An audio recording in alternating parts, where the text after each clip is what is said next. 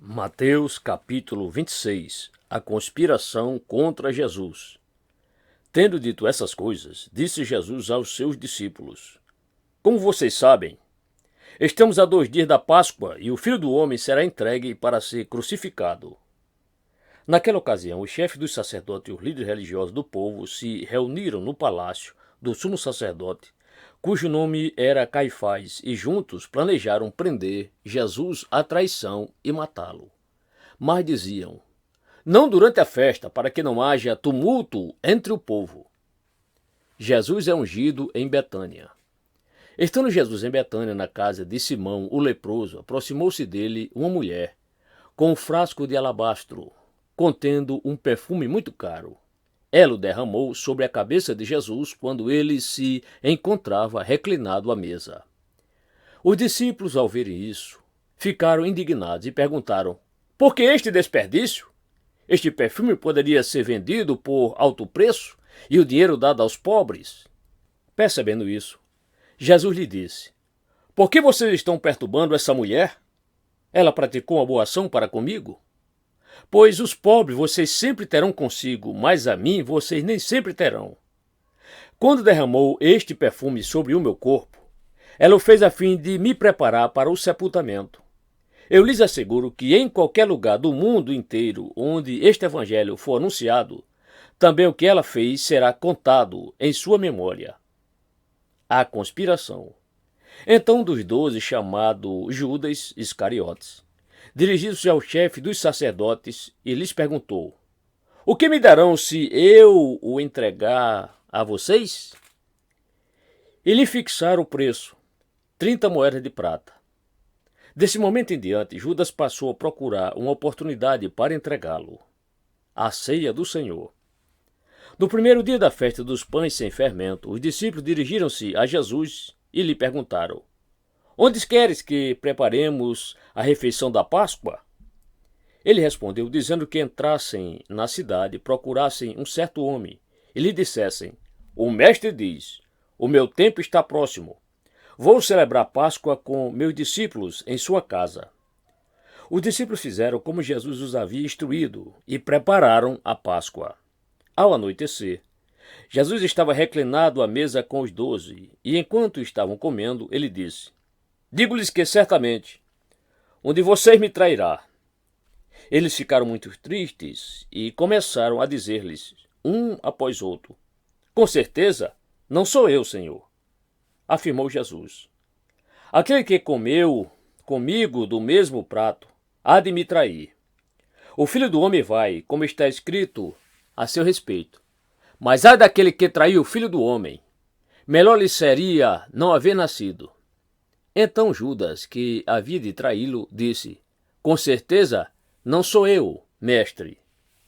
Jesus afirmou: sim, é você. Enquanto comia, Jesus tomou o pão, deu graças, partiu-o e o deu a seus discípulos, dizendo: tomem e comam. Isto é o meu corpo.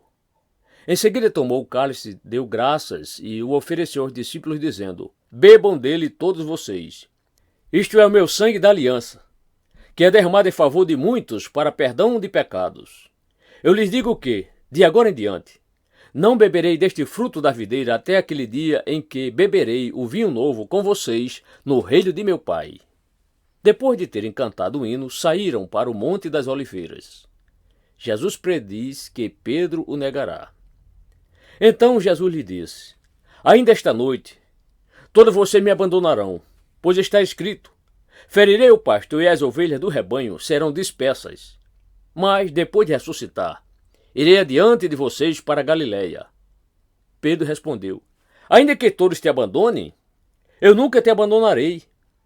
Respondeu Jesus: asseguro-lhe que ainda esta noite, antes que o galo cante, 3 vezes você me negará. Mas Pedro declarou: mesmo que seja preciso que eu morra contigo, nunca te negarei. E todos os outros discípulos disseram o mesmo. Jesus no Getsêmani. Então Jesus foi com seus discípulos para um lugar chamado Getsêmani e lhes disse: sente-se aqui, enquanto vou ali orar.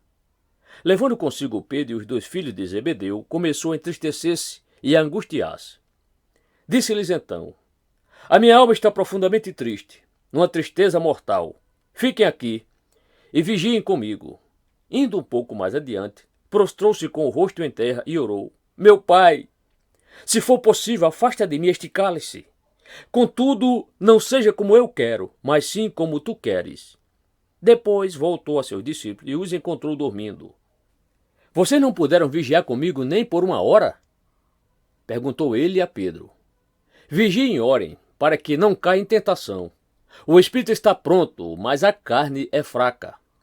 E retirou-se outra vez para orar. Meu pai, se não for possível afastar de mim este cálice, sem que eu o beba, faça-se a tua vontade. Quando voltou de novo, os encontrou dormindo, porque seus olhos estavam pesados. Então os deixou novamente e orou pela terceira vez, dizendo as mesmas palavras. Depois voltou aos discípulos e lhes disse: Vocês ainda dormem e descansam? Chegou a hora. Eis que o Filho do Homem está sendo entregue nas mãos de pecadores. Levante-se e vamos. Aí vem aquele que me trai. Jesus é preso. Enquanto ele ainda falava, chegou Judas, um dos 12. Com ele estava uma grande multidão, armada de espadas e varas, enviada pelo chefe dos sacerdotes e líderes religiosos do povo. O traidor havia combinado um sinal com eles, dizendo-lhes: Aquele a quem eu saudar, com um beijo, é ele, prendam-no. Dirigindo-se imediatamente a Jesus, Judas disse: Salve, mestre! E o beijou. Jesus perguntou: Amigo, o que o traz? Então os homens se aproximaram, agarraram Jesus e o prenderam. Um dos que estavam com Jesus, estendendo a mão, puxou a espada e feriu o servo do sumo sacerdote, decepando-lhe a orelha. Disse-lhe Jesus: Guarda a espada, pois todos que empunham a espada, pela espada morrerão. Você acha que eu não posso pedir a meu Pai, e ele não colocaria imediatamente à minha disposição mais de 12 legiões de anjos? Como então se cumpririam as escrituras que dizem que as coisas deveriam acontecer desta forma? Naquela hora, Jesus disse à multidão: Estou eu chefiando alguma rebelião para que vocês venham prender-me com espadas e varas? Todos os dias eu estive ensinando no templo, e vocês não me prenderam. Mas tudo isso aconteceu para que se cumprissem as escrituras dos profetas. Então todos os discípulos o abandonaram e fugiram. Jesus diante do sinédrio. Os que prenderam Jesus o levaram a Caifás, o sumo sacerdote, em cuja casa se haviam reunido os mestres da lei e os líderes religiosos. E Pedro o seguiu de longe até o pátio do sumo sacerdote. Entrou e sentou-se com os guardas para ver o que aconteceria. O chefe dos sacerdotes e todo o sinédrio estavam procurando um depoimento falso contra Jesus, para que pudessem condená-lo à morte. Mas nada encontraram, embora se apresentassem muitas falsas testemunhas. Finalmente se apresentaram duas que declararam: Este homem disse: Sou capaz de destruir o santuário de Deus e reconstruí-lo em 3 dias. Então o sumo sacerdote levantou-se e disse a Jesus: Você não vai responder à acusação que estes lhe fazem? Mas Jesus permaneceu em silêncio. O sumo sacerdote lhe disse: Exijo que você jure pelo Deus vivo. Se você é o Cristo, o Filho de Deus, diga-nos. Tu mesmo disseste, respondeu Jesus. Mas eu digo a todos vós: chegará o dia em que vereis o Filho do Homem assentado à direita do Poderoso e vindo sobre as nuvens do céu. Foi quando o sumo sacerdote rasgou as próprias vestes e disse: Blasfemou! Por que precisamos de mais testemunhas? Vocês acabaram de ouvir a blasfêmia. O que acham? É réu de morte, responderam eles.